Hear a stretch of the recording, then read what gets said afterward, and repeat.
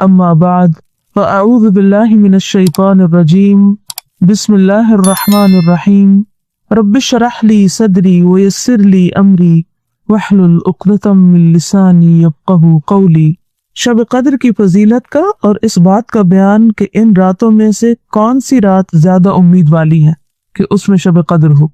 क़ाल अल्लाहु तआला इन्ना अंज़लनाहु फ़ी लैलतिल क़द्र वमा अदराका मा लैलतुल क़द्र लैलतुल क़द्रि खैरुम मिन अल्फ़ि शहर तनज़्ज़लुल मलाइकतु वर्रूहु फ़ीहा बिइज़्नि रब्बिहिम मिन कुल्लि अम्रिन सलाम हिया हत्ता मत्लअल फ़ज्र।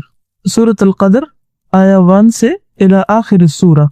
वक़ाल तआला इन्ना अंज़लनाहु फ़ी लैलतिन मुबारकतिन अल आयात अद-दुखान आया 3। अल्लाह ताला ने फरमाया हमने इस कुरान को शब कद्र में नाजिल किया ता आखिर सूरत।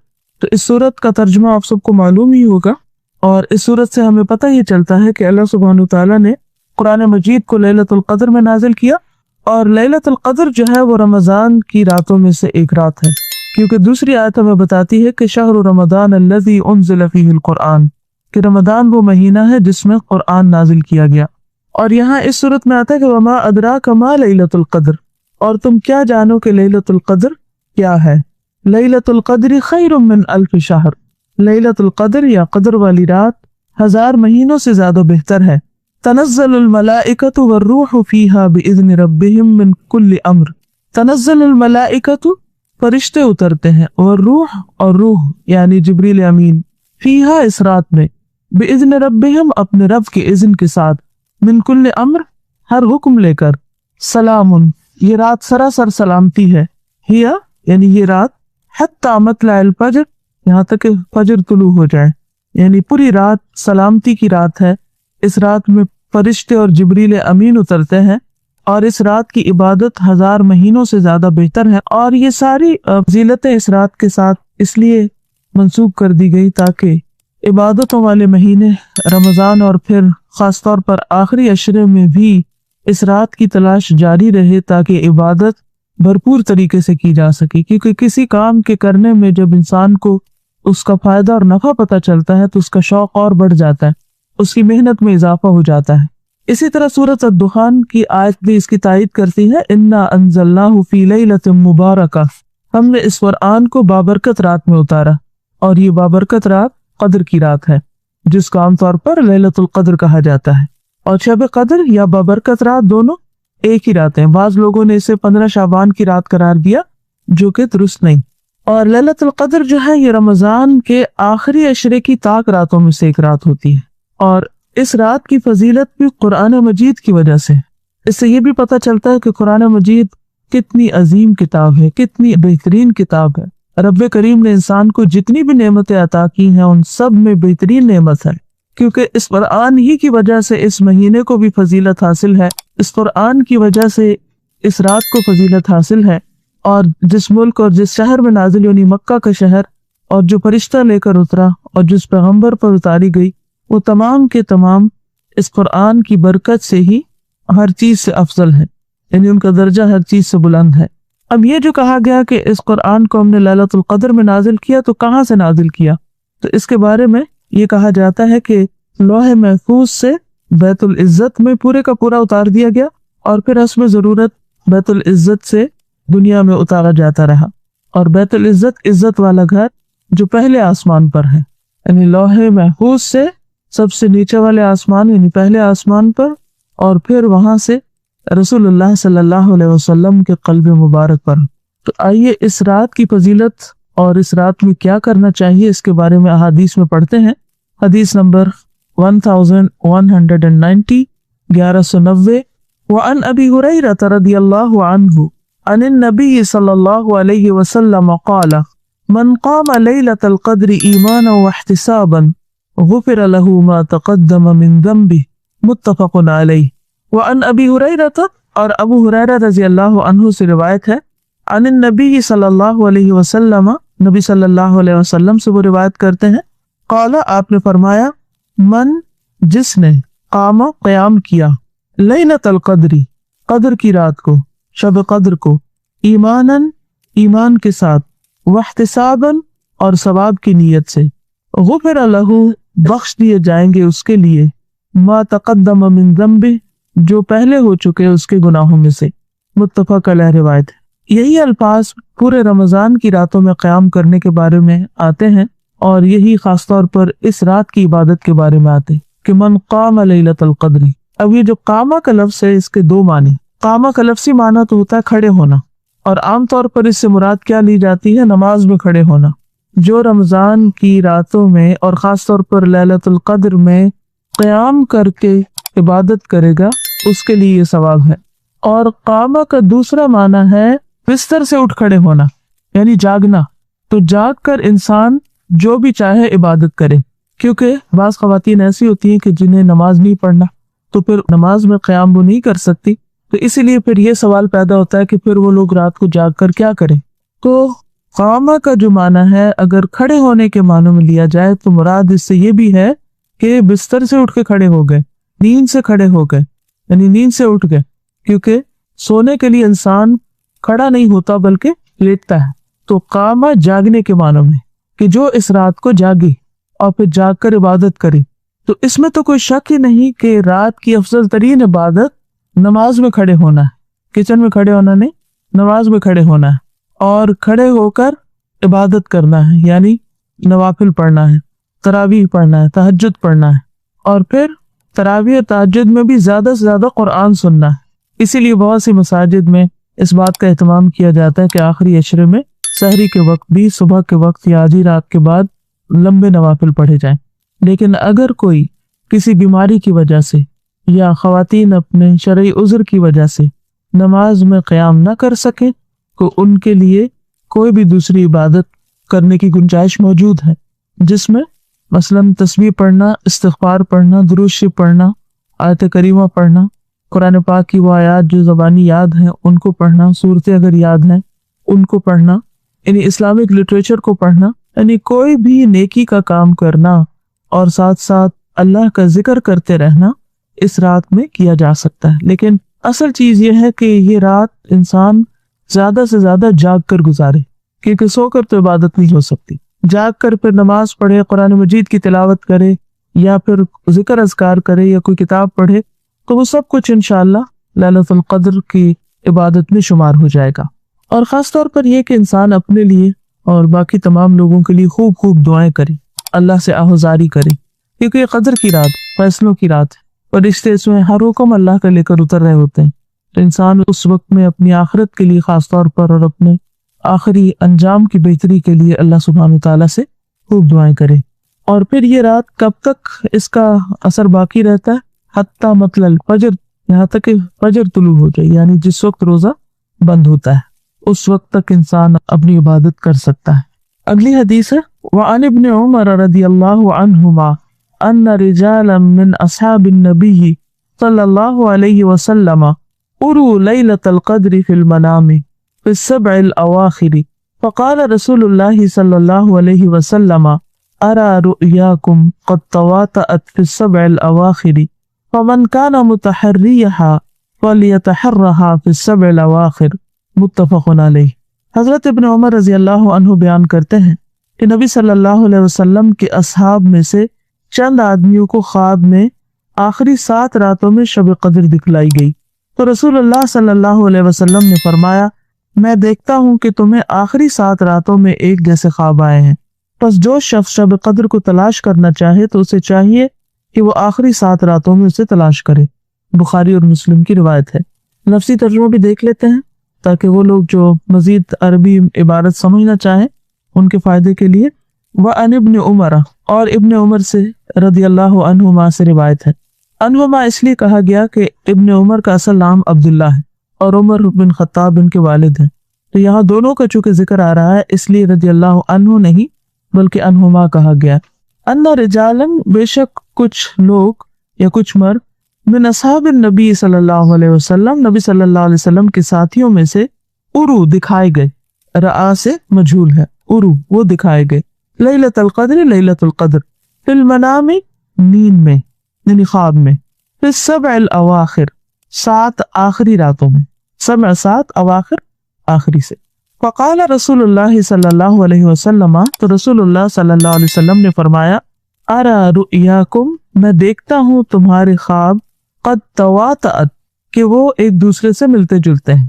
تواطأت کا لفظ جو ہے وطأ یطأ سے ہے، جس کا معنی ہوتا ہے روننا، جیسے کسی کے پیر پر پیر رکھنا، روننے کے معنی ہوتے ہیں، کسی بھی چیز کے اوپر پاؤں مارنے کو کہتے ہیں یا پاؤں رکھنے کو۔ تو تواطأت یعنی جہاں ایک نے پاؤں رکھا دوسرے نے بھی وہی رکھ دیا اور تیسرے نے بھی وہی۔ تو تواطأت رؤیاکم یعنی تمہارے جو خواب ہیں وہ ایک پر ایک دوسرے کی تائید کر رہے ہیں، یعنی ایک نے بھی ایک خواب دیکھا، دوسرے نے بھی اسی طرح، تیسرے نے بھی، چوتھے نے بھی، تو اتنے سارے لوگوں نے ایک طرح کے خواب دیکھے ہیں۔ فی السبع الاواخر، آخری 7 راتوں کے بارے میں۔ ومن کان متحریھا، تو جو کوئی اسے تلاش کرنا چاہے، فلیتحرھا فی السبع الاواخر، تو وہ آخری 7 راتوں میں تلاش کرے۔ اب اس میں آپ دیکھیے کہ یہ جو آخری 7 راتوں کی بات ہے، اس میں ظاہر ہے کہ صحابہ کرام نے کسی ایک رات کے بارے میں بتایا ہوگا اور بہت سارے لوگوں کو ایک ہی طرح کی فیلنگ ہوئی، لیکن اس کے باوجود بھی آپ نے اس رات کو اسپیسیفائی نہیں کیا۔ مثلا اگر 7 لوگوں نے 27ویں رات کے بارے میں دیکھا تو آپ نے پھر بھی یہ نہیں فرمایا کہ 27ویں تم تلاش کرو۔ بعض علماء کا خیال ہے کہ 27ویں رات ہے، لیکن کوئی صحیح واقعی قول ایسا نہیں کہ جس میں یہ کہا جائے کہ صرف 27ویں ہی ہے۔ اور اس کو مبہم کیوں رکھا گیا؟ تاکہ ہم اس ایک رات کو پانے کے لیے اس کے ساتھ اور راتوں کا بھی اجر اور ثواب حاصل کر سکیں۔ اگر ایک رات کے بارے میں بتا دیا جاتا تو پھر ہم کیا کرتے؟ صرف اسی میں عبادت کرتے اور باقی راتوں کو بھول جاتے۔ وَعَنْ عَائِشَةَ رَضِيَ اللَّهُ عَنْهَا قَالَتْ كَانَ رَسُولُ اللَّهِ صَلَّى اللَّهُ عَلَيْهِ وَسَلَّمَ يُجَاوِرُ فِي الْعَشْرِ الْأَوَاخِرِ مِنْ رَمَضَانَ وَيَقُولُ تَحَرَّوْا لَيْلَةَ الْقَدْرِ فِي الْعَشْرِ الْأَوَاخِرِ مِنْ رَمَضَانَ متفق علیہ۔ حضرت عائشہ بیان کرتی ہیں کہ رسول اللہ صلی اللہ علیہ وسلم رمضان کے آخری 10 دنوں میں اعتکاف فرمایا کرتے تھے اور فرماتے تھے کہ رمضان کے آخری عشرے میں لیلۃ القدر کو تلاش کرو۔ لفظی ترجمہ، وعن عائشہ تھا، اور حضرت عائشہ سے روایت رضی اللہ عنہا سے قالت کہتی ہیں، کان رسول اللہ، تھے رسول اللہ صلی اللہ علیہ وسلم، یجاور فی العشر الاواخر، اعتکاف کرتے آخری عشرے میں۔ یجاور کا لفظ ہے نا مجاورت سے، جار سے، جار کہتے پڑوسی کو، تو مجاور بنا یعنی مسجد کے پڑوسی بن جاتے یا مسجد میں قیام کرتے اعتکاف کی غرض سے۔ اعتکاف کرنے کے لیے دوسرا ایک اور لفظ ہے، یعنی ایک اور طرح ایکسپریشن ہے۔ وَيَقُولُ، اور فرماتے، تحروا، تلاش کرو، لیلۃ القدر، لیلۃ القدر کو، فی العشر الاواخر، آخری 10 دنوں میں، من رمضان، رمضان کی، اور یہ بھی متفق علیہ روایت۔ اب سوال یہ پیدا ہوتا ہے کہ پچھلی حدیث کہتی ہے آخری 7 راتوں میں اور یہ حدیث کہتی ہے آخری عشرے میں، تو پچھلی حدیث جو ہے اس کا ایک خاص کانٹیکسٹ ہے، وہ کسی ایک سال مختلف صحابہ کو ایک رات کے بارے میں خواب آئی جو وہ رات آخری 7 راتوں میں سے ایک رات تھی، لیکن باقی حدیث میں جو 10 کا ذکر ہے تو اس کا مطلب یہ ہے کہ پاسبلٹی 10 کی ہے، جبکہ کسی ایک سال ان 7 میں سے ایک رات تھی وہ۔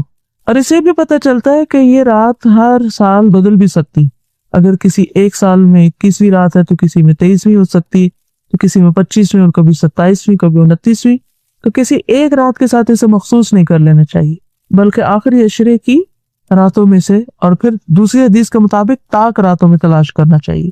اور آخری عشرے میں اعتکاف کی بھی فضیلت اسی وجہ سے ہے کہ انسان پھر اس میں باؤنڈ ہو جاتا ہے اور ہر رات مخصوص عبادت کر لیتا ہے، جبکہ اگر انسان دنیا کے ساتھ ساتھ کام کرے تو بعض اوقات کو مشکل ہو جاتا ہے ان ساری راتوں کا اہتمام کرنا۔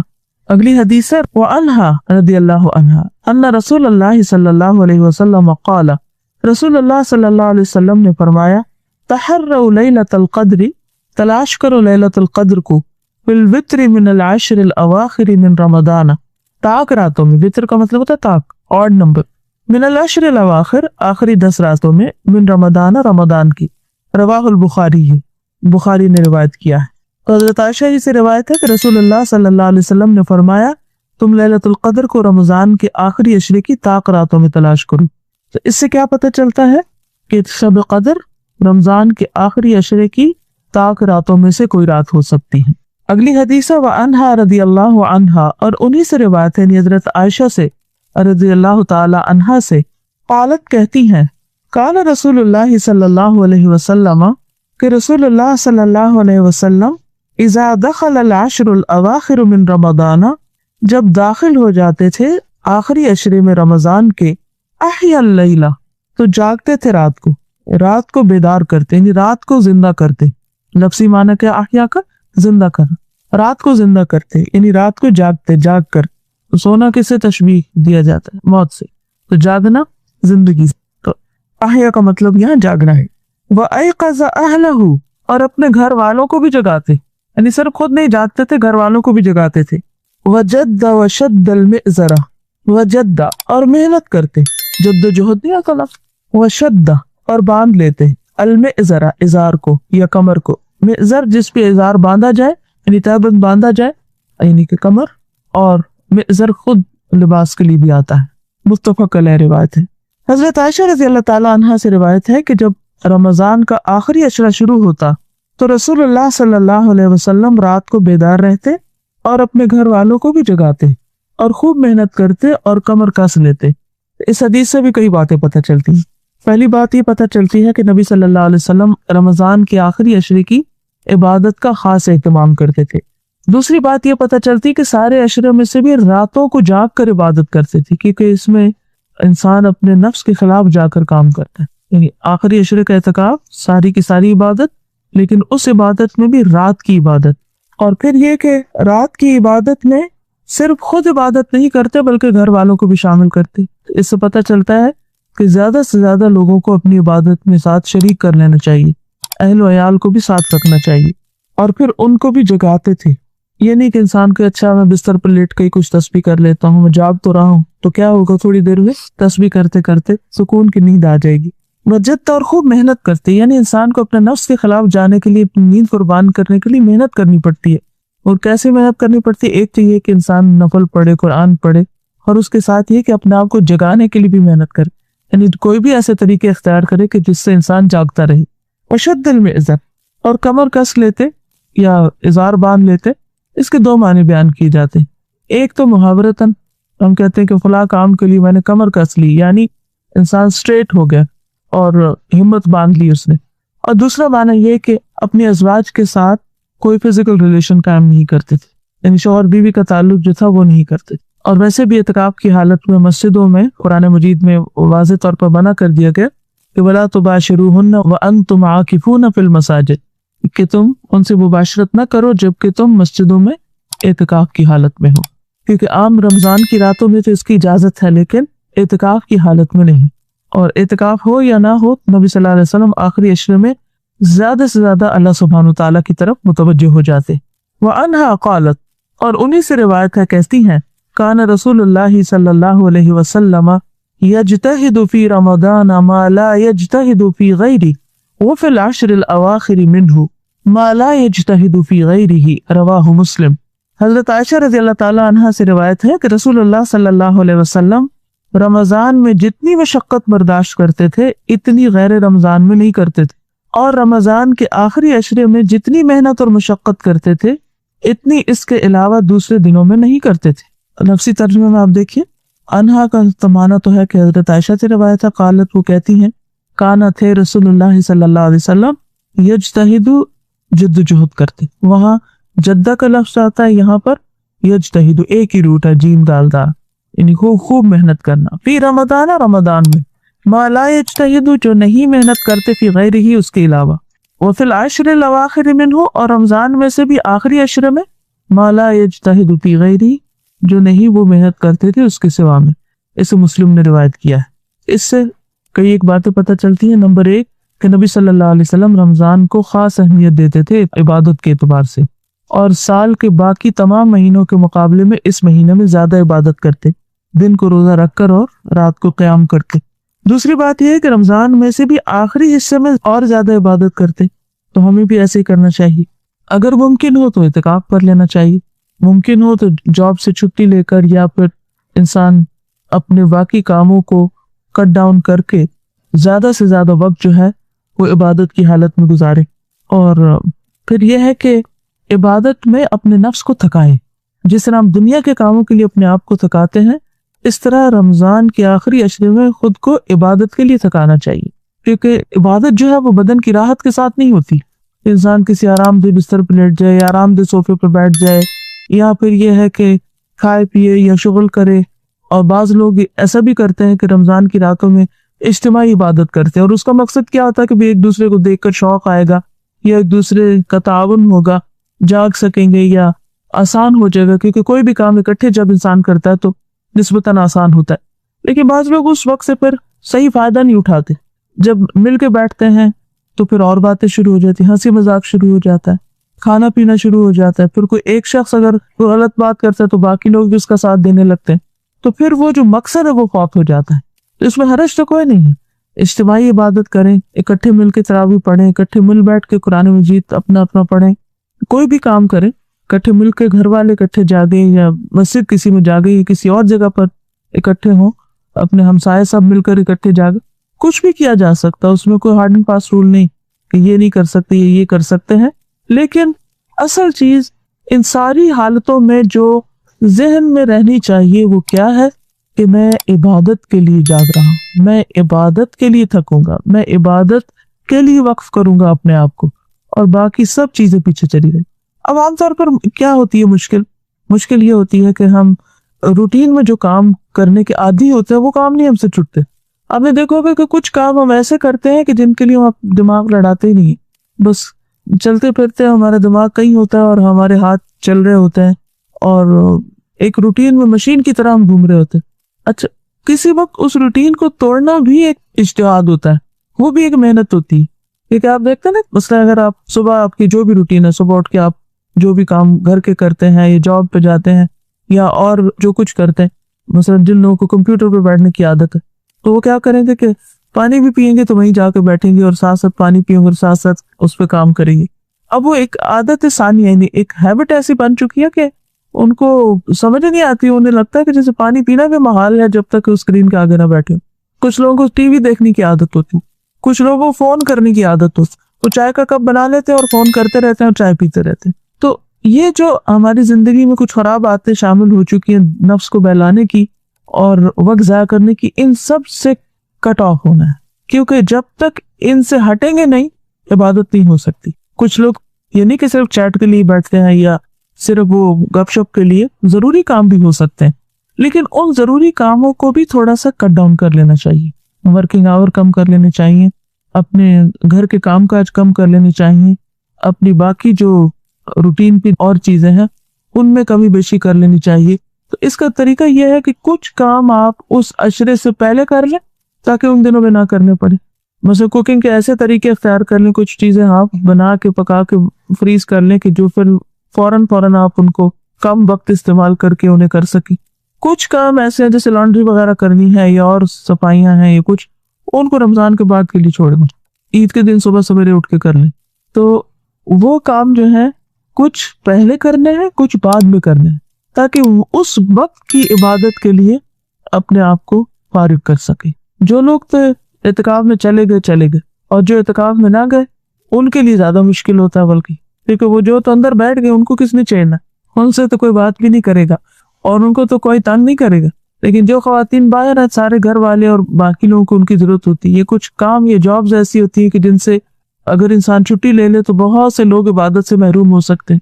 مثلا اگر میں آپ کو یہ نہ پڑھاؤں اس وقت ریاض الصالحین اور خود جا کر نفل پڑھنے لگوں تو کر تو سکتی ہیں ایسے, لیکن اس سے بہت سے لوگ وابستہ اس اعتبار سے کہ انہیں کرنے کے نئے نئے کام پتہ چل رہے ہیں. اسی طرح درس و تدریس کا کام ہے تو وہ بذات خود ایک عبادت ہے, لیکن وہ کام جو پیورلی دنیا کے کام ہیں ان کو تو ہر صورت میں کٹ ڈاؤن کرنا چاہیے. مثلا بازاروں کے چکر ہے, لوگوں کی میل ملاقاتیں یا ٹیلی فون پہ ادھر ادھر حال چال پوچھنے, اس طرح کے کام, یا عید کے طور پہ تحائف لینے دینے, وہ سب بھی رمضان کے دوسرے عشرے میں کر لیں یا پھر تیاری کر لیں دوسرے عشرے تک. اور تیسرے کو تو آپ نے 100% فوکس کرنا ہے عبادت پر. اور اس بات کی آخری حدیث ہے, وَأَنْهَا قَالَتْ قُلْتُ يَا رَسُولَ اللَّهِ أَرَأَيْتَ إِنْ عَلِمْتُ أَيُّ لَيْلَةٍ لَيْلَةُ الْقَدْرِ مَا أَقُولُ فِيهَا قَالَ قُولِي اللَّهُمَّ إِنَّكَ عَفُوٌّ تُحِبُّ الْعَفْوَ فَاعْفُ عَنِّي رواہ الترمذی وقال حدیث حسن صحیح. حضرت عائشہ رضی اللہ عنہا بیان کرتی ہیں کہ میں نے کہا, اے اللہ کے رسول صلی اللہ علیہ وسلم, یہ بتلائیے اگر مجھے علم ہو جائے کہ کون سی رات قدر کی رات ہے تو میں اس میں کیا پڑھوں, یعنی پتہ چل رہے تو میں پھر کیا زیادہ پڑھوں. آپ نے فرمایا تم یہ دعا پڑھو, اے अल्लाह बेशक तू बहुत माफ करने वाला है, माफ करने को पसंद फरमाता है, बस तू मुझे माफ फरमा दे। लफ्सी तर्जुमा, कुल तो मैंने कहा या रसूल अल्लाह, ए अल्लाह के रसूल सल्लल्लाहु अलैहि वसल्लम, अरअयता आपका क्या ख्याल है, इन अलिम तो अगर मैं जान लूं, अय्यु कौन सी, लैलतिन रात, लैलतुल कद्री कदर की रात है, मा अक़ूलु क्या मैं कहूँ फीहा उसमें, आला तो आपने फरमाया कूली कहो, अल्लाहुम्मा ए अल्लाह, इन्नका बेशक तू अफुव्वुन बहुत माफ करने वाला है, तुहिब्बु तो मोहब्बत रखता है, अल अफ़वा माफ करने से, फ़अफ़ु अन्नी तो मुझे माफ कर दे।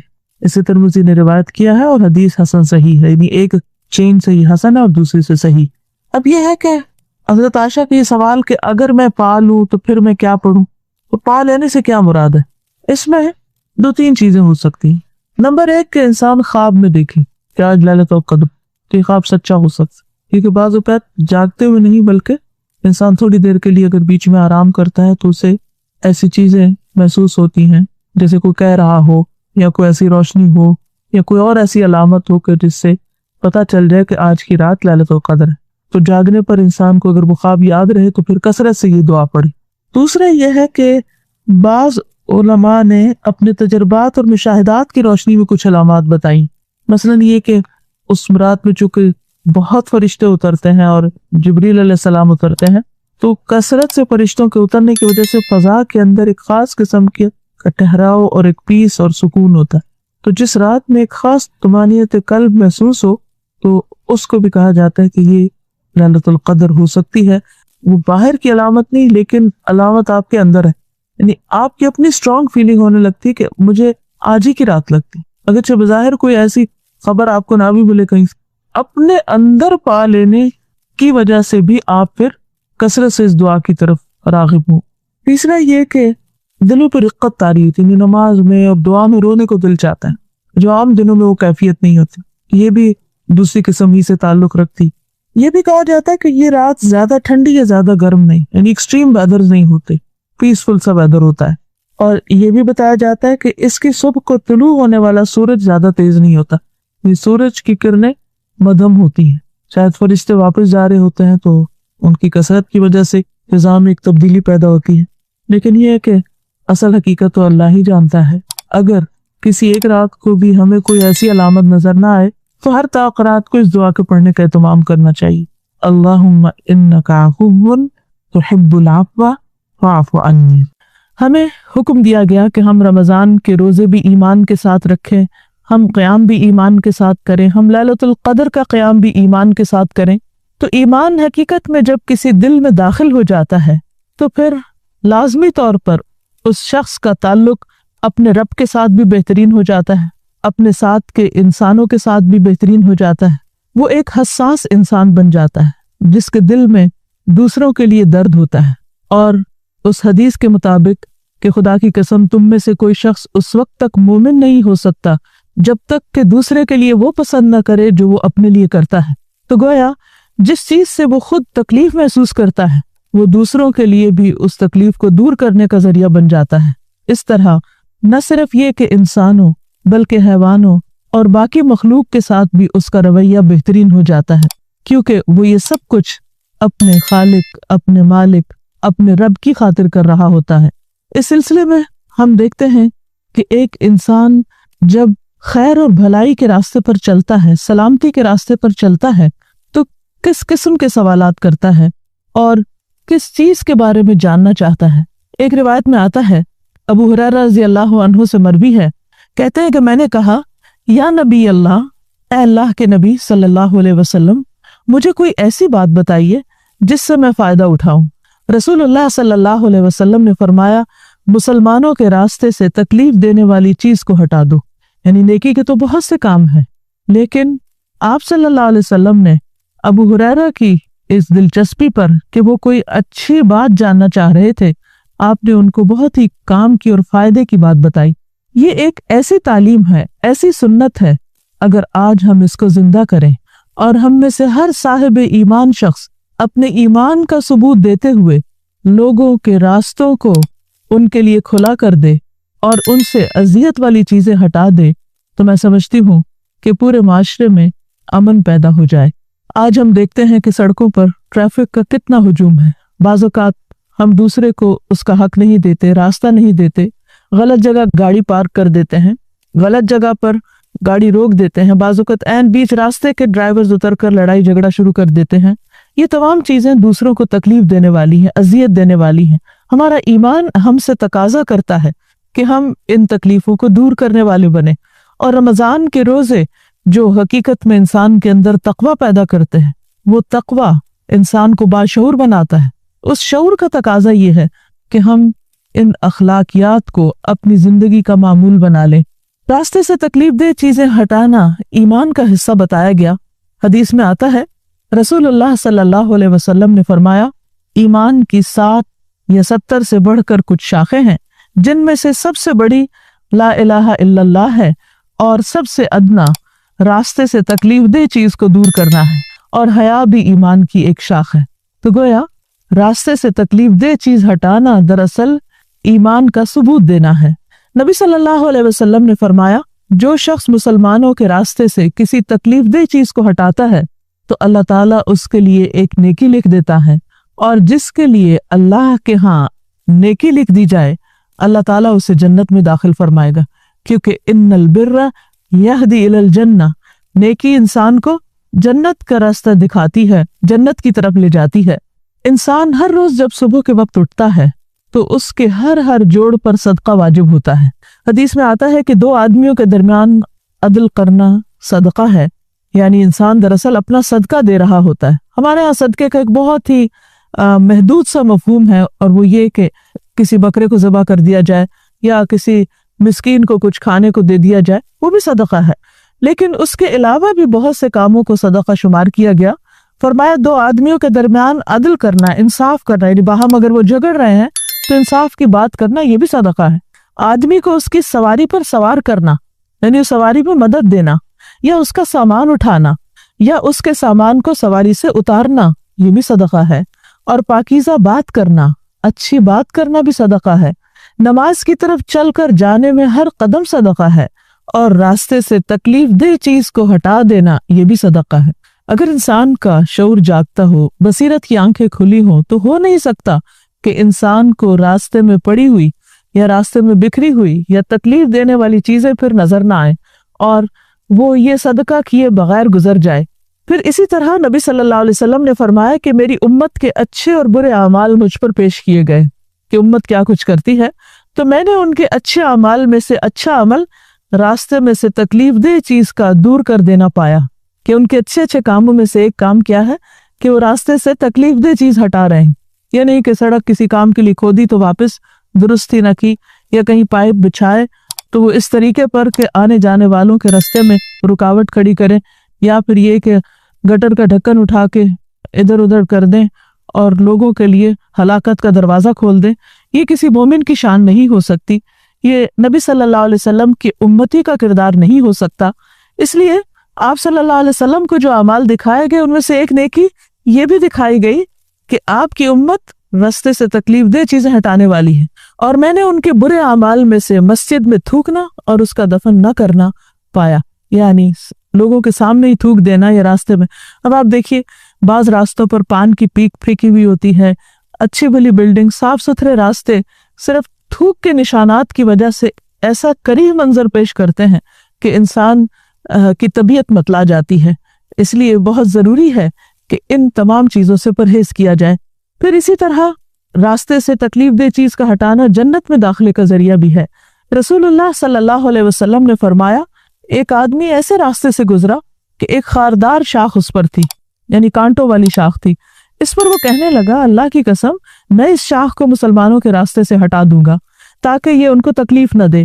پھر وہ آدمی جنت میں داخل کر دیا گیا صرف اس سوچ کی وجہ سے کہ اس نے دوسروں کی تکلیف دور کرنے کی ٹھان لی.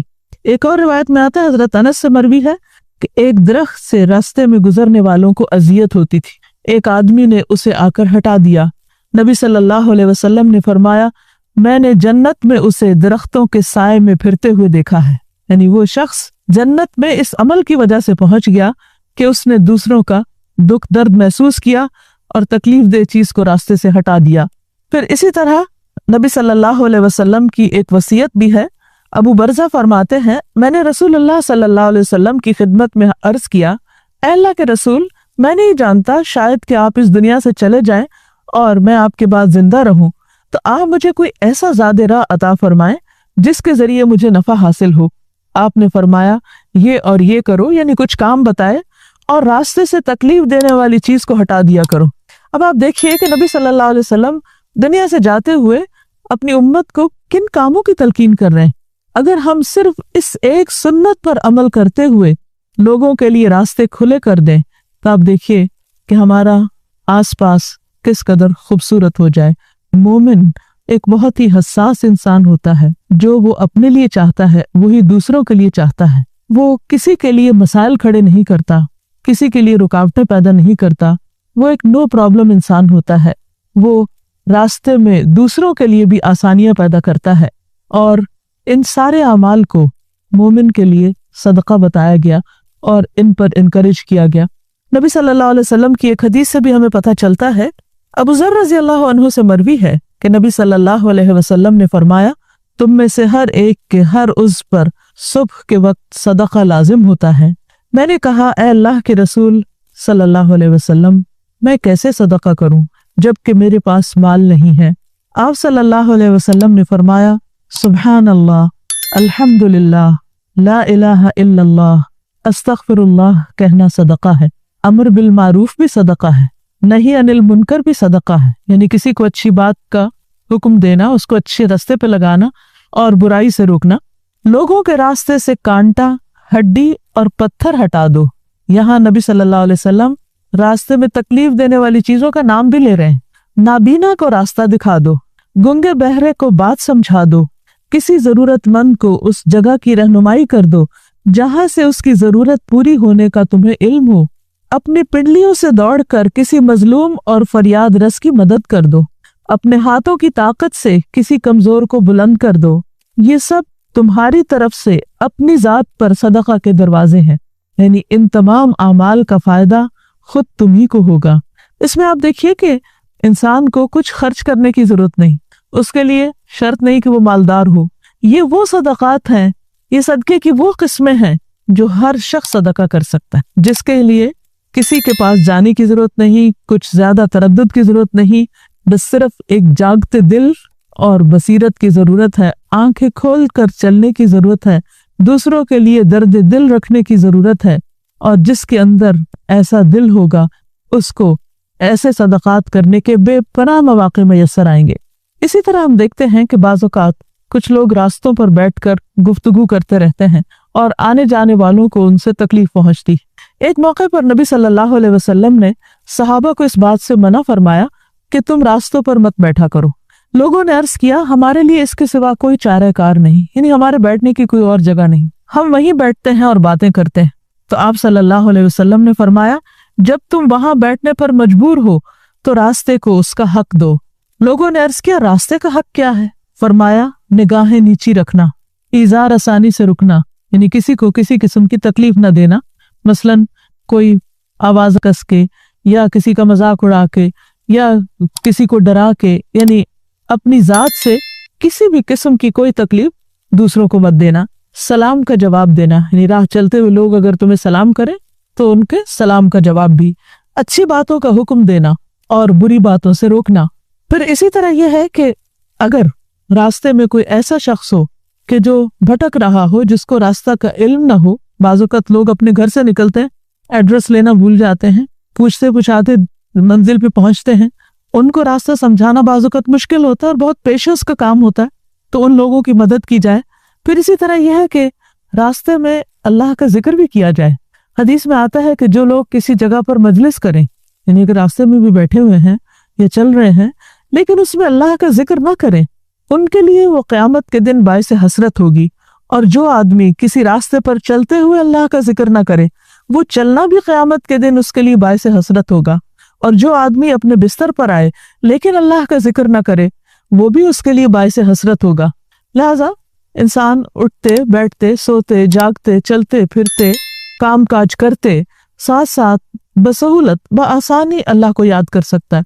और उसके लिए तस्बीहात भी बता दी गई, सुभान अल्लाह पढ़ना, अल्हम्दुलिल्लाह कहना, अल्लाहु अकबर, ला इलाहा इल्लल्लाह, तो इससे इंसान अपने अंदर एक हल्कापन भी महसूस करता है, उसके गमों और दुखों के बोझ भी हल्के होते हैं, दिल को इत्मीनान मिलता है, और उसके साथ साथ जिन जगहों से इंसान गुजरता है वो जगह उसके लिए गवाह बन जाती हैं कि वहां उसने अल्लाह का जिक्र किया।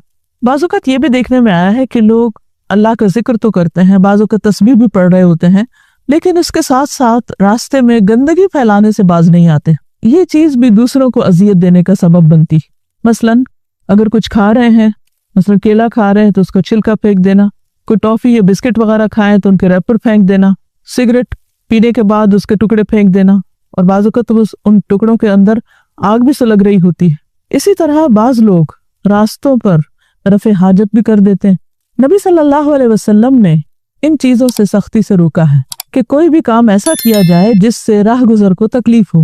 एक हदीस में आता है, रसूलुल्लाह सल्लल्लाहु अलैहि वसल्लम ने फरमाया, 3 लानत करने वाले कामों से बचो, पानी के घाट पर, किसी गुजरगाह पर, और सायादार जगह में बौलो बुरास करना।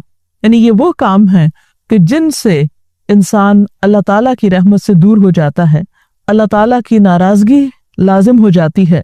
नबी सल्लल्लाहु अलैहि वसल्लम ने फरमाया, जिसने मुसलमानों को उनके रास्ते में अजियत दी उस पर उनकी लानत वाजिब हो जाती है। एक और हदीस में आता है, नबी सल्लल्लाहु अलैहि वसल्लम ने फरमाया, रास्ते के दरमियान पड़ाव मत डाला करो, यानी रास्ते में मत बैठ जाओ, और ना ही रास्ते में क़ज़ाए हाजत यानी बौलो बुरास किया करो। इसी तरह बाज़ औक़ात ये भी देखने में आया है कि बाज लोग चलती सड़क पर, यानी जहां पर हैवी ट्रैफिक है, बाज़ औक़ात वहां ट्रैफिक रोक कर खुद सड़क उबूर करना शुरू कर देते हैं और बहुत से लोगों की अजियत का बायस बन जाते हैं। बाज लोग खराब गाड़ियां सड़क पर ले आते हैं, वो ऐन रास्ते में खराब हो जाती और उसकी वजह से लोगों को तकलीफ होती, बहुत से लोगों का रास्ता बंद हो जाता है। इसी तरह शारे आम के ऊपर बड़े बड़े जलसे जुलूस करना, उसका नुकसान ये होता है कि बहुत से लोग, हत्ता के मरीज वगैरह भी बहुत अजियत में मुब्तला हो जाते हैं। बाज़ों का तो ये तक देखने में आया कि एम्बुलेंसेज ऐसे जगहों पर फंस जाती हैं और लोगों की जान चली जाती है। हम सबको चाहिए कि रमज़ान के इस महीने में अपने आमाल का मुहासबा करें और इस बात का जायजा लें कि कहीं ऐसा तो नहीं कि हमारी ज़ात से किसी को तकलीफ हो रही हो, क्योंकि मुसलमान वो है जिसके हाथ और ज़बान से दूसरे मुसलमान महफूज रहें। अल्लाह ताला हम सबको अमन, ईमान, सलामती और इस्लाम से नवाजे और हमें उन आमाल की तौफीक दे जो उसको पसंद है, जो उसको महबूब है, और वो हमसे राजी हो जाए। ईमान का तकाजा ये है कि इंसान दूसरों के लिए बायसे अमन बन जाए, वो जहां भी हो दूसरे उससे राहत पाएं। और सदक़ात की जो मुख्तलिफ अक़साम नबी सल्लल्लाहु अलैहि वसल्लम ने बताई, उनमें से एक किस्म जो आखिरी दर्जे की थी वो ये बताई कि इंसान अपनी ज़ात से किसी को तकलीफ न दे, और ये बेर मिनिमम है, सबसे कम दर्जा है सदक़ा का, लेकिन बहुत ही जरूरी। हम सब अपने आप से पूछें कि क्या हम ये सबसे कम दर्जे का सदक़ा भी नहीं कर सकते? यानी बड़ी बड़ी चीजें तो अल्लाह की राह में देना एक दुश्वार अमल है, और अगर हमारे पास देने को कुछ नहीं तो दूसरों की खिदमत ही करें, और अगर खिदमत नहीं कर सकते तो एटलीस्ट उनको अजियत न दें। और उन अजियत देने वाली चीजों में से एक बहुत बड़ी चीज लोगों के रास्ते में रुकावटें पैदा करना, लोगों को तकलीफ देना, मसलन ट्रैफिक को किसी भी तरह ब्लॉक करके घंटों के लिए दूसरों को अजियत में मुब्तला कर देना, ये तमाम चीजें ईमान के मुनाफी हैं। बात यह है कि इंसान के ज़ाहिरी आमाल उसी वक्त अच्छे हो सकते हैं और मुस्तकिल तौर पर इंसान के अंदर उसी वक्त तब्दीली आती है जब उसका बातिन खूबसूरत होता है। ईमान इंसान के अंदर जो क्वालिटीज पैदा करता है उसमें से एक बेहतरीन क्वालिटी तवक्कुल की है, अल्लाह सुब्हानहू तआला पर भरोसे की। ये भरोसा, ये ट्रस्ट और अनशेकेबल ट्रस्ट एक ऐसी चीज है कि जिसकी वजह से इंसान अपने अंदर एक सिक्योरिटी की कैफियत महसूस करता है, इत्मीनान पाता है, जिसके नतीजे में वो दूसरों के लिए भी अमन का बायस बन जाता है।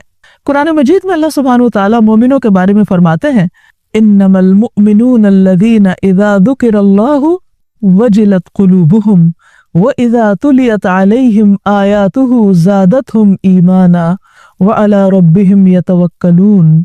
कि बेशक मोमिन तो वो लोग होते हैं कि जब उनके सामने अल्लाह का जिक्र किया जाता है तो उनके दिल कांप उठते हैं, यानी वो अल्लाह की बात को मामूली बात नहीं समझते, वो उसे बहुत अहमियत देते हैं اور ان کی حالت بدلنے لگتی، ان کا دل ہل جاتا ہے کہ اتنی عظیم ہستی کی بات ہو رہی ہے۔ وَإِذَا تُلِيَتْ عَلَيْهِمْ آيَاتُهُ، اور جب ان پر اس کی آیات کی تلاوت کی جاتی، یعنی قرآن مجید وہ سنتے ہیں، زادتہم ایمانا، تو ان کا ایمان بڑھ جاتا ہے، وَعَلَى رَبِّهِمْ يَتَوَكَّلُونَ، اور اس ایمان میں اضافے کی وجہ سے وہ اپنے رب پر توکل کرنے لگتے ہیں، اپنے رب پر بھروسہ کرتے ہیں۔ یہ توکل ایسی خوبی ہے کہ اگر کسی کے اندر آ جائے تو وہ زندگی کی مشکلات میں پھر ہمت نہیں ہارتا۔ حقیقت یہ ہے کہ ہم سب ایک امتحان میں ہیں، دنیا میں بھیجے اس لیے گئے کہ ہم سب کو پرکھا جا رہا ہے کہ ہم کس کوالٹی کے ہیں، ہماری کیا ورتھ ہے، ہم کس چیز کا مستحق ہیں، ہم کیا پروو کرتے ہیں، کیا ثابت کرتے ہیں کہ ہمارا مقام کہاں ہونا چاہیے۔ اس پرکھنے میں، اس آزمائش میں انسان کو ہر روز ناخوشگوار حالات سے گزرنا پڑتا ہے۔ بہت سی چیزیں مرضی کے خلاف ہوتی ہیں اور زندگی میں فائدے کے ساتھ ساتھ کئی نقصانات بھی اٹھانے پڑتے ہیں، اور یہ کم و بیش ہر انسان کے ساتھ ہوتا ہے۔ ایسے میں یا تو انسان ان مشکلات کا مقابلہ کرتا ہے یا پھر ان کے سامنے ہار جاتا ہے۔ مومن تو کبھی مایوس نہیں ہوتا، مومن تو ہمت نہیں ہارتا۔ کیوں؟ اس لیے کہ وہ اپنے رب پر توکل کرتا ہے، وہ اپنے رب پر بھروسہ کرتا ہے کہ وہ ان مشکلات میں تنہا نہیں ہے، کوئی ہے جو اس کو دیکھ رہا ہے، کوئی ہے جو اس کی پکار سن رہا ہے، کوئی ہے جو اس کی مدد پر قادر ہے، کوئی ہے جو سارے خزانوں کا مالک ہے۔ یہ کیفیت جب انسان کے اندر آتی ہے تو وہ بڑے سے بڑے طوفانوں میں بھی پرسکون رہتا ہے، اور وہ زندگی کے اس کٹھن سفر پہ قدم بقدم آگے بڑھتا چلا جاتا ہے، اور بالآخر ایک روز اپنے رب سے جا ملتا ہے۔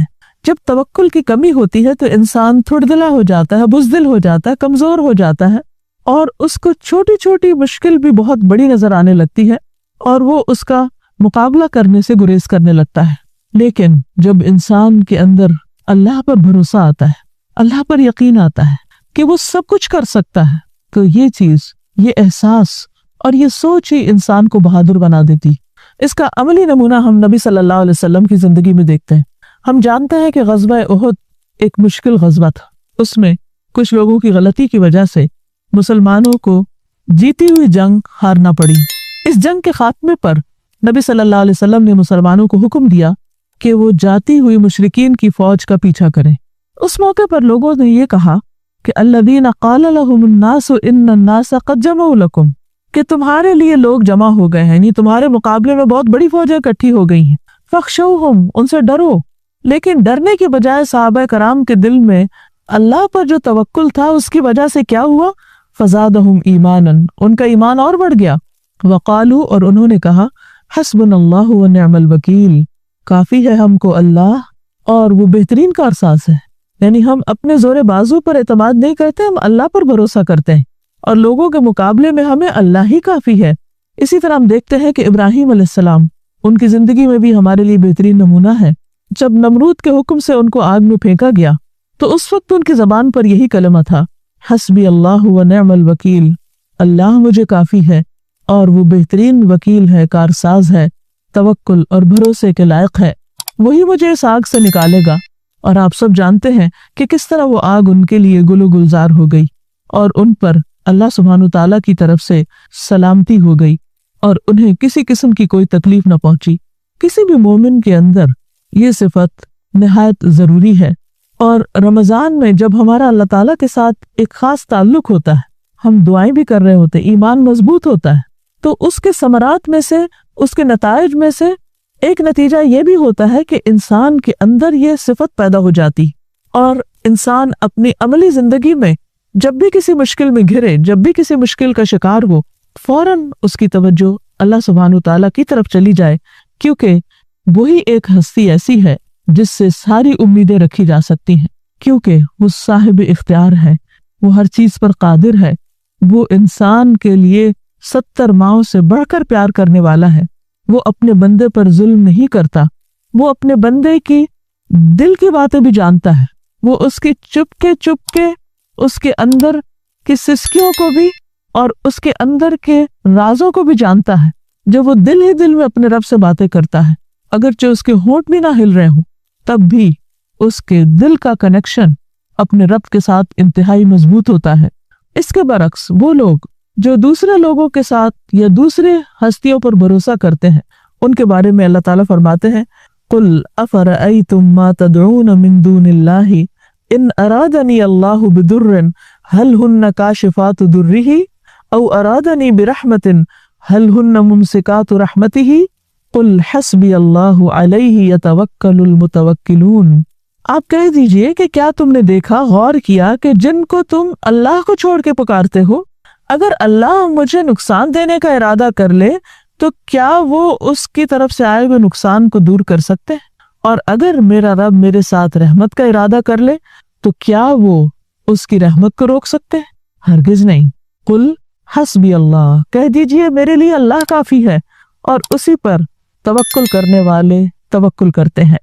تو بات یہ ہے کہ جب انسان اللہ تعالیٰ کو بھول کر، اللہ سے غافل ہو کر دوسرے انسانوں یا بتوں یا کسی بھی اور چیز پر، یعنی اللہ کے سوا غیر اللہ پر، خواہ وہ کوئی بھی ہو، خواہ وہ کتنی بڑی طاقت ہو بظاہر انسان کو نظر آ رہی، لیکن اگر وہ اس پر بھروسہ کرتا ہے تو وہ کبھی بھی کامیاب نہیں ہو سکتا، کیونکہ اصل طاقت کا مالک تو اللہ ہے، سارے اختیارات تو اس کے پاس ہیں۔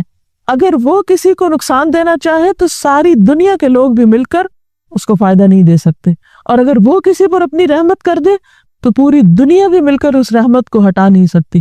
تو اس لیے یہ چیز انسان کے اندر ایک یقین پیدا کرتی ہے، اور پھر ہر مشکل میں اللہ کی طرف رجوع کرنے کے لیے اس کے اندر ایک قوت پیدا کر دیتی ہے۔ اللہ سبحانہ و تعالیٰ نے نبی صلی اللہ علیہ وسلم کو بھی توکل کا حکم دیا۔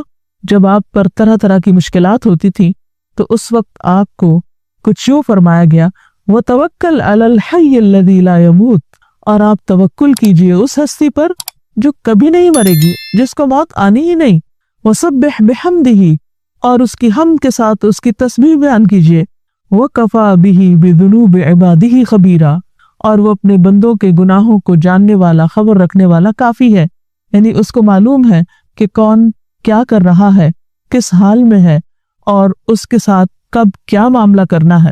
آپ اپنے دشمنوں سے، اپنے مخالفین سے گھبرائیے نہیں، اللہ آپ کے ساتھ ہے، آپ اس پر بھروسہ رکھیے، بالآخر کامیابی آپ ہی کے لیے ہے۔ پھر ایک اور بات یہ ہے کہ توکل اور ایمان ساتھ ساتھ ہیں، لازم و ملزوم ہیں۔ اللہ سبحانہ وتعالیٰ فرماتے ہیں قُلْ هُوَ الرَّحْمَنُ آمَنَّا بِهِ وَعَلَيْهِ تَوَكَّلْنَا، آپ کہہ دیجئے کہ وہ رحمان ہے جس پر ہم ایمان لائے اور اسی پر ہمارا بھروسہ ہے۔ یعنی انسان کو اپنی زندگی میں ایمان کے ساتھ ساتھ بھروسے کی بھی ضرورت ہے، کیونکہ ایمان اعتماد کا نام بھی ہے، یقین کا نام بھی ہے، اور یہ یقین انسان کو جب زندگی میں کوئی مشکل پیش آتی ہے تو وہ توکل میں ڈھل جاتا ہے، اور اس طرح انسان اپنے ہوش و حواس نہیں کھوتا اور بڑی سے بڑی مشکل کے موقع پر بھی ثابت قدم رہتا ہے۔ تو ہم دیکھتے ہیں کہ موسیٰ علیہ السلام نے اپنی قوم سے مشکل حالات میں کیا کہا، یعنی انفرادی مشکل ہو یا اجتماعی مشکل، ہر حال میں رب پر توکل کرنا ضروری ہے۔ وَقَالَ مُوسَىٰ يَا قَوْمِ إِن كُنتُمْ آمَنْتُمْ بِاللَّهِ فَعَلَيْهِ تَوَكَّلُوا، موسیٰ علیہ السلام نے اپنی قوم سے کہا کہ ٹھیک ہے، تم پر فرعون کے بہت ظلم ہیں اور حالات بہت مشکل ہیں، لیکن اگر تم اللہ پر ایمان رکھتے ہو تو اسی پر بھروسہ کرو کہ وہ مدد ضرور کرے گا تمہاری۔ ان کنتم مسلمین، اگر تم مسلمان ہو۔ تو گویا ایمان اور اسلام کا تقاضا یہ ہے کہ انسان اللہ پر توکل کرنے والا ہو۔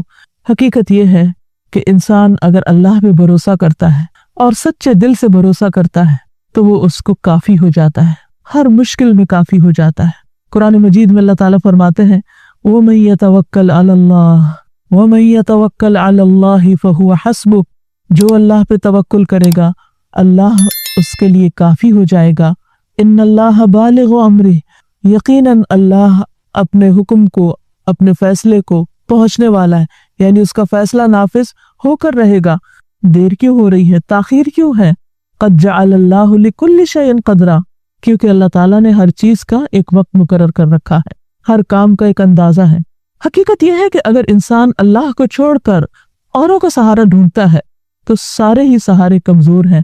اللہ سبحانہ وتعالیٰ فرماتے ہیں کہ جو لوگ اللہ کو چھوڑ کر اوروں کو پکارتے ہیں ان کی مثال ایسی ہے جیسے مکڑی کا گھر، کیونکہ وہ سارے سہارے مکڑی کے گھر، مکڑی کے جالے کی طرح کمزور ہیں جس پر اعتماد نہیں کیا جا سکتا۔ تو انسان کو چاہیے کہ اپنے تمام معاملات اپنے رب کے سپرد کر دے، अपनी तमाम मुश्किलात में उसी को पुकारे, उसी पर एतमाद करे और सच्चा एतमाद, क्योंकि तवक्कुल नाम ही इस चीज का है कि इंसान जो कुछ उसके अपने हाथ में है उस पर भरोसा न करे, उस जात पर भरोसा करे जो मुसब्बिबुल असबाब है, जो गैब से ऐसे असबाब पैदा कर सकता है कि जिसकी तरफ इंसान की सोच भी नहीं जा सकती। जो अल्लाह पे तवक्कुल करता है, अल्लाह उसके लिए रिस्क भी पहुंचाता है और उसकी तमाम तकलीफों को दूर करने पर पूरी तरह कादिर है और वो उसकी मदद करता है। रमज़ान चंद दिन का मेहमान है। इस महीने में हमने जो भी इबादत की हैं, अब वक्त है कि हम अपना जायजा लें, अपना मुहासबा करें कि हमने क्या कमाया, क्या इस सुनहरी मौके से खूब फायदा उठाया या इसको जाया कर दिया, कहाँ कामयाबी हुई और कहाँ नाकामी। अभी भी वक्त है कि हम अल्लाह सुब्हानहू तआला की तरफ रुजू कर लें और अपनी इस्लाह के लिए अल्लाह ताला से दुआएं करें। अक्लमंद वही है जो अपना मुहासबा करता रहे। जो शख्स आज अपना हिसाब कर लेगा वो कल के हिसाब से अमन में होगा।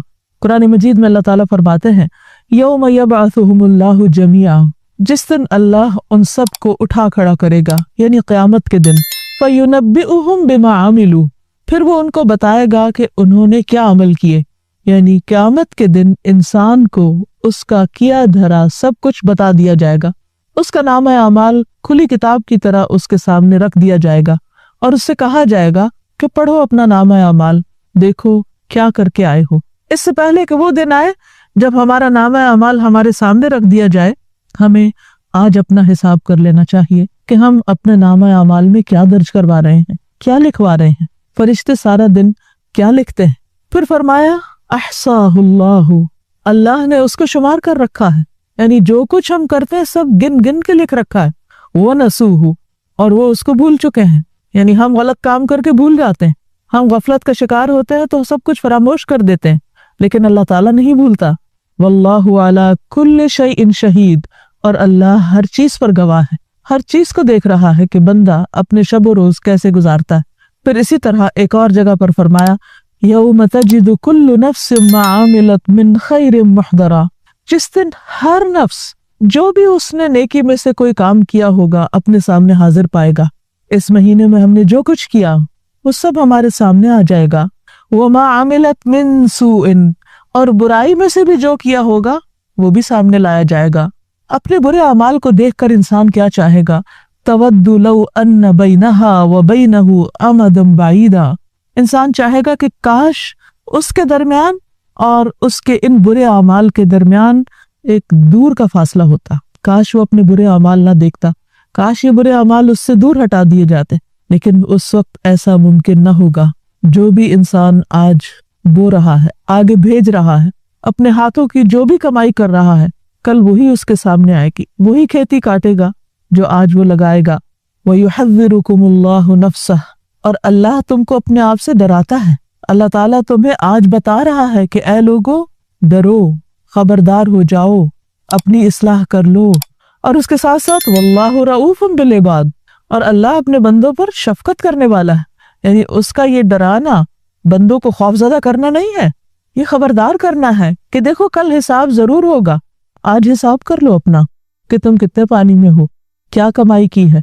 इससे हैरत होती है कि इंसान जब दुनिया का कुछ माल कमाता है या उसके पास दुनिया की कोई नेमत होती है तो उसका खूब शुमार रखता है, उसका खूब हिसाब रखता है कि कितना फायदा हुआ, बिजनेस घाटे में जा रहा है या नुकसान में है या फायदे में है, वो कहाँ खड़ा है, और माइन्यूट डिटेल्स के साथ वो अपनी तमाम चीजों को रिकॉर्ड पे रखता है और उसका एनालिसिस करता है।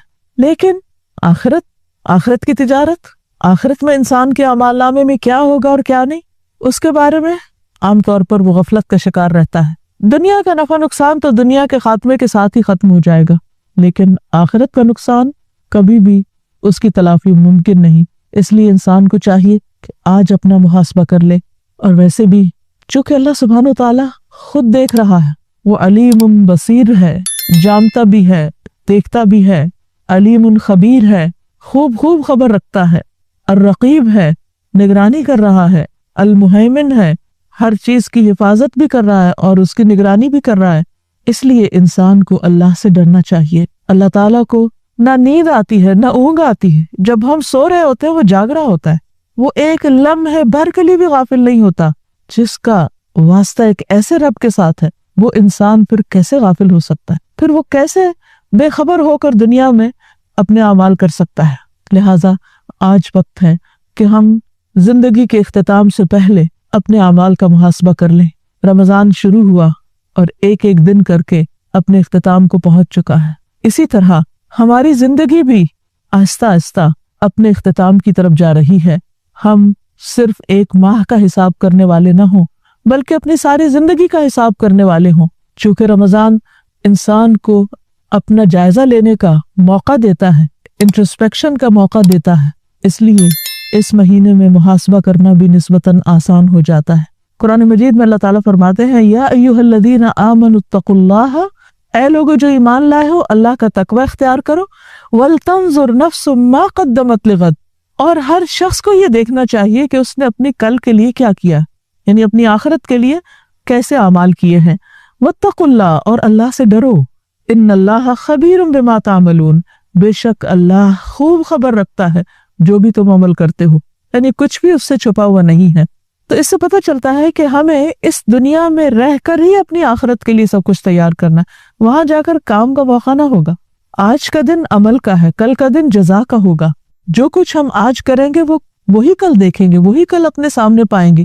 اسی کی بات یہاں کی جا رہی ہے کہ ہر شخص کو آج یہ جائزہ لینا چاہیے کہ وہ کل کے لیے آگے کیا بھیج رہا ہے، اور اس کے برعکس کس چیز سے بچنا چاہیے۔ اللہ تعالیٰ فرماتے ہیں وَلَا تَكُونُوا كَالَّذِينَ نَسُوا اللَّهَ، اور ان لوگوں کی طرح نہ ہو جو جنہوں نے اللہ کو بھلا دیا، فَأَنسَاهُمْ أَنفُسَهُمْ، تو اللہ نے ان کو ان کا نفس بلوا دیا۔ یعنی جو لوگ اللہ کی یاد سے غافل رہتے ہیں تو ان کے لیے اللہ سبحانہ وتعالیٰ کی طرف سے سزا یہ ہوتی ہے دنیا میں کہ وہ اپنے آپ سے غافل ہو جاتے ہیں۔ اللہ کی یاد کا ایک فائدہ یہ ہے، اور رمضان جو روزے کی حالت میں انسان مسلسل اللہ کی یاد میں رہتا ہے اور وہ زبان سے بھی اللہ کا ذکر کرتا رہتا ہے، تو اس میں انسان کو ایک ایسی روشنی اور ایک ایسی آگہی، یعنی خود آگہی نصیب ہوتی ہے کہ جس سے وہ یہ دیکھ سکتا ہے کہ وہ کس قسم کے اعمال کر رہا ہے۔ یہ مہینہ نفس کی تربیت ہی کے لیے تو ہے، اپنے اعمال کا حساب لینے کے لیے اور جائزہ لینے کے لیے ہی تو ہے، کیونکہ جب ہماری توجہ کھانے پینے کی طرف ہوتی ہے اور مشغولیات کی طرف ہوتی ہے تو ہم اپنے آپ کو بھول جاتے ہیں۔ جب انسان کے پاس ان چیزوں سے فراغت ہوتی ہے تو زیادہ سے زیادہ وہ اپنے آپ کو دیکھ پاتا ہے۔ اس موقع سے فائدہ اٹھا کر ہم سب کو اپنا حساب کر لینا چاہیے۔ حضرت عمر رضی اللہ عنہ کے بارے میں آتا ہے کہ وہ کہا کرتے تھے کہ حاسبوا قبل ان تحاسبوا، تم اپنا حساب کر لو اس سے پہلے کہ تمہارا حساب کیا جائے۔ اسی طرح حضرت ابو درداء کے بارے میں آتا ہے کہ وہ امت کے ایک دانش مند انسان تھے، لیکن ان کے خیال میں دانش مند وہ ہوتا ہے، عقل مند وہ ہوتا ہے جو اپنا حساب رکھتا ہے اور اپنے نفس کے بارے میں سخت رویہ رکھتا ہے۔ ہم عام طور پر دوسروں کے بارے میں تو سختی کرتے ہیں، لیکن جب اپنی بات آتی ہے تو خود کو ڈھیل دے دیتے ہیں۔ محاسبہ اپنے آپ کو اس خاص ڈسپلن میں رکھنے کا نام ہے کہ جس کا وہ اہل ہے، اور روزہ تو ڈسپلن ہی سکھاتا ہے، سیلف ڈسپلن، سیلف کنٹرول۔ جہاں حساب ضروری ہے وہاں یہ بات بھی ضروری ہے کہ ہم یہ دیکھیں کہ اس راستے میں رکاوٹ کہاں سے آتی۔ اصل رکاوٹ خود ہمارے اپنے ہی نفس کی طرف سے آتی کہ انسان اپنے آپ کو ڈھیل دیتا رہتا ہے، اپنی غلطیوں کو جسٹیفائی کرتا رہتا ہے، بعض اوقات ایک فینٹیسی ورلڈ میں رہتا ہے، اپنے بارے میں اس کا اندازہ غلط ہوتا ہے، وہ اپنی غلطیوں کو بھی خوبیاں دیکھتا ہے اور اس طرح وہ بھول کا شکار ہو جاتا ہے۔ ہمیں اس سے باہر آنے کی ضرورت ہے اور اپنے ساتھ وہ معاملہ کرنے کی ضرورت ہے جو دراصل ہم دوسروں کے ساتھ کر رہے ہوتے ہیں، کہ دوسروں کے چھوٹے چھوٹے رویے کو ہم بہت باریک بینی کے ساتھ دیکھ رہے ہوتے ہیں کہ کس نے کس موقع پر کیا کہا، کیوں کہا، اور بعض اوقات تو بدگمانی کا بھی شکار ہو جاتے ہیں، لیکن اپنے بارے میں ہم بھول جاتے ہیں کہ ہم کیا کر رہے ہیں۔ نبی صلی اللہ علیہ وسلم ہر خطبے میں نفس کے شر سے پناہ مانگتے تھے۔ الحمدللہ نحمدہ ونستعینہ ونستغفرہ ونعوذ باللہ من شرور انفسنا ومن سیئات اعمالنا، کہ سب تعریف اللہ کی ہے، ہم اسی کی تعریف کرتے ہیں، اسی سے مدد چاہتے ہیں، اسی سے اپنے گناہوں کی معافی چاہتے ہیں، اور ہم اپنے آپ کو اپنے نفس کے شر سے بچانے کے لیے اللہ کی حفاظت میں دیتے ہیں، اللہ کی پناہ میں دیتے ہیں، اور اپنے برے اعمال سے بھی خود کو بچا کر اللہ کے حوالے کرتے ہیں۔ تو بات یہ ہے کہ انسان اپنے نفس کی چالوں سے خبردار رہے، ہوشیار رہے۔ روزہ اس کو یہ موقع فراہم کرتا ہے، جب بصیرت کی آنکھیں کھلتی ہیں تو انسان کو غلطیاں نظر آنے لگتی. فائدہ اسی میں ہے کہ انسان ان کا اعتراف کر کے ان کی اصلاح کی کوشش کرے، توبہ کی طرف بڑھے. اور یہ اسی وقت ہو سکتا ہے جب انسان اپنے رب سے ڈرتا ہو، جیسا کہ ایک اور جگہ پر فرمایا وَأَمَّا مَنْ خَافَ مَقَامَ رَبِّهِ وَنَهَى النَّفْسَ عَنِ الْهَوَىٰ فَإِنَّ الْجَنَّةَ هِيَ الْمَأْوَىٰ.